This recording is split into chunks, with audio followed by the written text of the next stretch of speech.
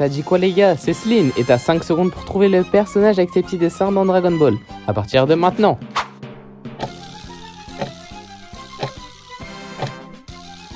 Et c'était Tenshin Han, l'homme aux 3 yeux. Si tu l'as trouvé, tu peux t'abonner dès maintenant, et si tu l'as pas trouvé, bah... No, Frieza! Don't do it! Goku!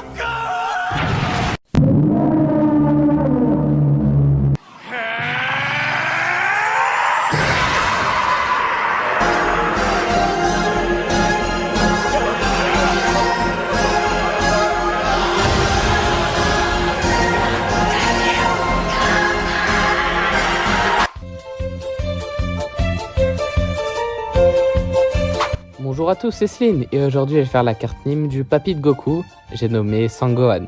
Et je parle pas de Sangohan le fils, comme j'ai dit c'est le papy de Goku. C'est quoi une carte Nîmes? C'est une carte FIFA, mais à la place des joueurs de foot, et bah c'est les personnages de manga, et je les évalue sur 99 en fonction de 6 critères qui sont la technique, la vitesse, la force, la stratégie, c'est-à-dire l'inté, les gens, ses atouts en mode les capacités et la prestance, la personnalité. Pour commencer en technique, il maîtrise le Kamehameha. Il maîtrise également le Bankoku Bikurisho que Tortue Géniale lui a appris. On le voit pas dans l'anime, mais on le sait grâce au jeu Dragon Ball Origins. Pour ceux qui savent pas c'est quoi comme technique, allez voir ma vidéo sur Tortue Géniale. Bien sûr, comme il a appris diverses techniques à Goku comme le Jajanken, il les maîtrise forcément, et donc il maîtrise aussi les arts martiaux. Il peut aussi créer une faible explosion d'énergie pour sa protection. Si quelqu'un entre en contact avec la vague, il sera renversé et subira des dommages mineurs. Cette technique est utilisée dans Dragon Ball Origins. C'est pour ça qu'en technique, il a un 79.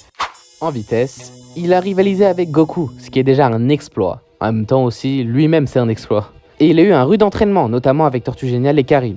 Et on sait que Karin est très rapide et agile. D'ailleurs, allez voir sa vidéo. Donc, il prend un 73 en rapidité. Parce que, après son départ, Goku s'entraîne énormément et surtout devient extrêmement plus rapide. Autour de la force. Déjà, il a la force d'impact du Kamehameha, il maîtrise très bien les arts martiaux et il a aussi la décharge du Bankoku Bikurisho qui, je rappelle, émet des dizaines de milliers de volts. Ça, c'est pas un petit coup de jeu, ça c'est la foudre, voire pire. Donc en force, un 78 lui est attribué. Autour de l'intelligence. Il est très mature et est doté d'une grande sagesse. Rien qu'à sa tête, on peut le voir. Il sait comment bien élever un enfant, car ce fut le cas de Goku, même si Goku n'est pas hyper intelligent, et aussi c'est surtout grâce à son choc qu'il est devenu gentil. Il a également pris l'initiative d'arracher la queue de Goku pour qu'il n'ait plus de points faibles lorsqu'ils se sont combattus. Ça a dû faire mal, putain, par contre moi j'ai eu mal pour lui vraiment, et donc il a un 70 en stratégie. Après l'intelligence, c'est au tour des atouts. Il possède le Kamehameha, le Bankoku Bikurisho, il peut faire une petite vague d'énergie, il est rapide, fort, intelligent, et avant de mourir, c'est lui qui posséda le bâton magique de Goku, qui est très utile et qui permet de relier la passerelle entre la tour de Karin et le palais de Dieu, Starfall. Donc il prend la note de 84 en atout. Et pour finir cette carte Nîmes, je vais terminer avec sa personnalité. Grand-père Gohan est un homme gentil, assez pour adopter Goku quand il l'a trouvé dans les bois.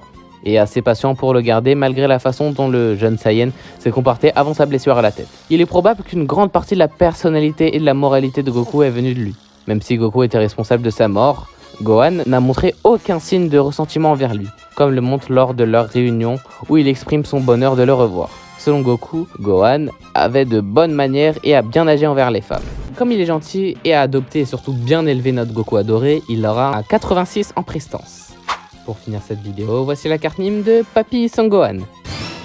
Pour la note, j'ai procédé à un calcul secret légué de père en fils depuis le temps ancien de la planète Vegeta, et donc il a une note de 86 de général. Juste en dessous de ta note, il y a son type, c'est-à-dire si c'est un héros ou un méchant. Donc ici c'est un héros qui a élevé le plus grand monstre de l'histoire des animes.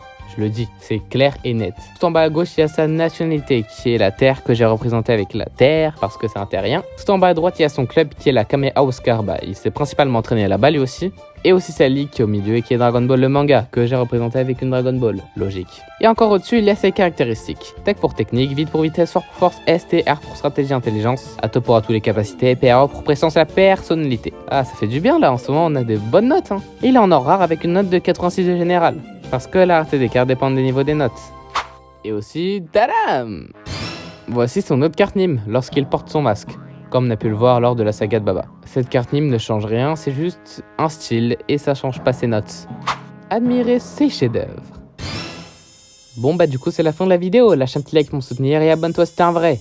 Partage pour que la famille s'agrandisse.